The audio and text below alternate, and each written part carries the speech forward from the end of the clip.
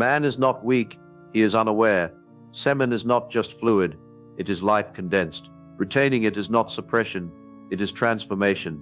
But most men leak their power through habits they don't even recognize. The streak breaks not in a moment, but in patterns, daily, unconscious patterns that go unnoticed. Today we won't speak of sin, we'll speak of awakening. You don't need to force yourself to retain, you need to become aware of the traps that drain you. And once you see clearly, you no longer act blindly. These are the 7 habits that destroy your semen retention journey, not because you are evil, but because you are asleep. 1. Mindless scrolling. You wake up, still in bed. The world hasn't entered your room yet, but your hand has already reached for the phone. Your thumb starts its dance. Swipe, swipe, swipe. And what is this movement? It is not movement at all, it is hypnosis. It is unconsciousness disguised as choice.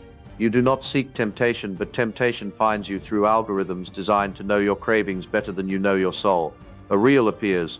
Half a second of a woman's smile, a song, a sway of the hips, an image, a whisper. You pause, you stare, you scroll again. You didn't mean to fall into desire, but you opened the gate.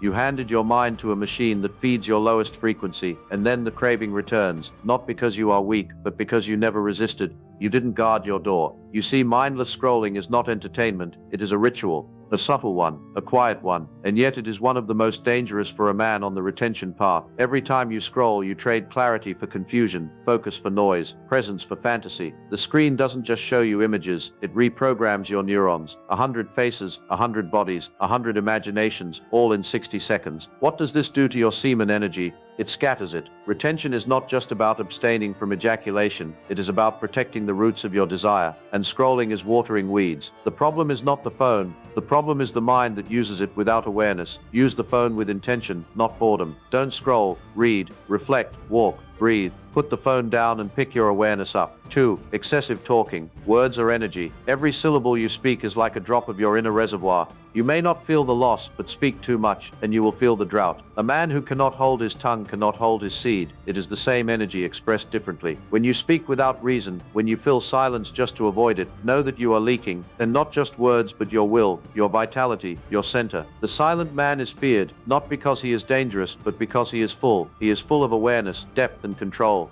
His words are not casual, they are deliberate, like arrows that never miss. Now OSHO would say speech is beautiful when it is musical, but when it becomes noise, it's vulgar. Most men talk to impress, they seek validation in others' ears, but what if you knew that your words are your power? Would you throw them so carelessly? Every word you speak should serve one of 3 purposes: to uplift, to express truth, to remain silent, and sometimes silence is the loudest truth. Try this. Spend one day speaking only when spoken to. Notice how your awareness sharpens. Notice how your energy no longer leaks from your lips. Notice how your breath deepens, your posture strengthens, your inner dialogue clears. Retention is not just about semen. It is about power. And power does not shout. Speak less, but when you do, make it count. 3. Late nights. The night is beautiful, but it is also dangerous. It is the hour when the sun has gone, and so has your discipline. You are alone, the world is asleep, and in that silence, the unconscious rises. You may have mastered yourself all day. You may have said no to urges, walked like a king, spoke like a sage, but the night tests you, not through others, but through your own shadows. Why do most relapses happen at night? Why do most people binge on porn, food and fantasies after midnight? Because the night is raw. It exposes the parts of you that the day hides: a tired body, a restless mind, a lonely heart. Now combine this with a glowing screen and no accountability, and you've created a perfect storm. Understand this, your energy regenerates in sleep. If you sleep at 10 p.m., your testosterone peaks naturally, your body heals, your clarity resets. But if you waste those hours, you pay with your streak, and not just retention. You lose productivity, mood, mental health, focus, drive, all fade with poor sleep. The yogis sleep early, not because it's spiritual, but because it's wise. When the body is aligned with the sun, the spirit is stronger. Start sleeping early, not just as routine, but as rebellion. The world worships hustle, you worship harmony. Your semen needs deep rest to become spiritual fuel, not just physical preservation. Don't fight the night, honor it. Sleep early, rise before the world. That is where mastery begins. 4. Watching provocative content. You think you're safe because you've deleted the porn apps, but lust wears many faces. She dances on Instagram, she hides in the reels, she flickers in thumbnails, she stretches in yoga videos, she sings in music clips, she sells products with cleavage and eye contact. The modern man is surrounded not by nudity, but by suggestion, and the suggestion is more dangerous because it seems innocent. A music video, a celebrity dress, a fitness reel, a random ad, And suddenly you're not just watching, you're reacting, your breath changes, your heartbeat shifts, your pants tighten, and the next thought is not yours, it is the thought planted by lust. Understand what you see you become. Even if you don't touch yourself, your energy begins to boil, and unless you transmute it, it turns against you. That's why monks live in seclusion, not because they hate women, but because they respect energy. You don't need to live in a cave. But you do need to cleanse your feed. You must guard your eyes like a sacred gate, not out of fear, but out of devotion. Devotion to clarity, devotion to inner mastery. Look only at what uplifts, follow only what elevates. Beauty is sacred, but lust is poison. Don't sip poison and expect strength. 5. Hanging around lustful company. Energy is contagious. You sit with wise men, you absorb wisdom. You sit with fools, you absorb chaos. Now ask yourself, who do you spend your time with?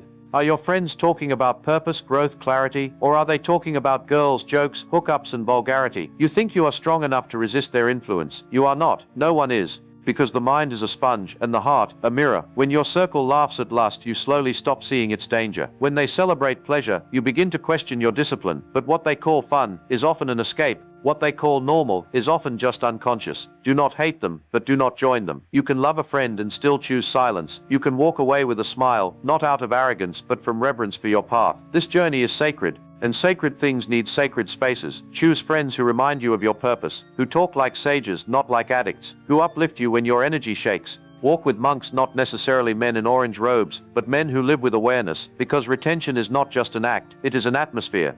6. Overeating and junk food. The body is the temple, but what do you offer it? Grease? Sugar? Overload? Every bite you take is a message, a vibration, a signal to the brain. Eat trash and the mind follows. Junk food is not just bad for your belly, it's fatal for retention. Why? Because your seed is not just sexual fluid, it is refined food. The purest part of your digestion becomes your semen. If your input is dead, how can your output be divine? Overeating makes the body dull, heavy, lazy. It turns fire into fog. And in fog, desire multiplies, clarity disappears, self-control weakens. Understand, hunger is not the enemy. It is a reminder of presence, but indulgence numbs you. Eat like a monk, slowly, mindfully, simply. Clean vegetables, grains, nuts, fruits, water. Not because it's fashionable, but because it sharpens your soul. Fasting is not punishment, it is purification. Once a week, skip dinner. Once a month, eat only fruits. Your body will thank you. Your seed will glow. Your food is your fuel. Don't fill your Ferrari with mud. 7. Escaping emotions. This is the final trap,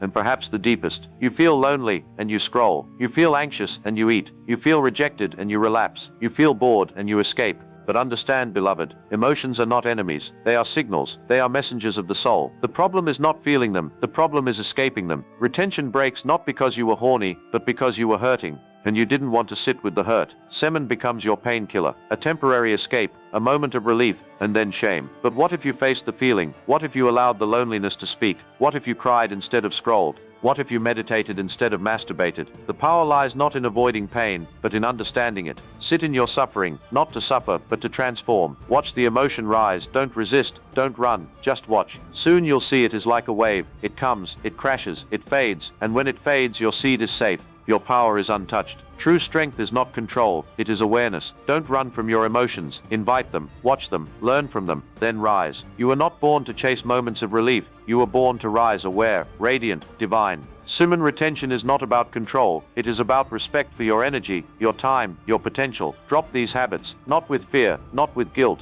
but with understanding, with joy, because when you stop leaking energy, you start living truth. Subscribe to NoFap Nation, not just to break habits, but to break limits.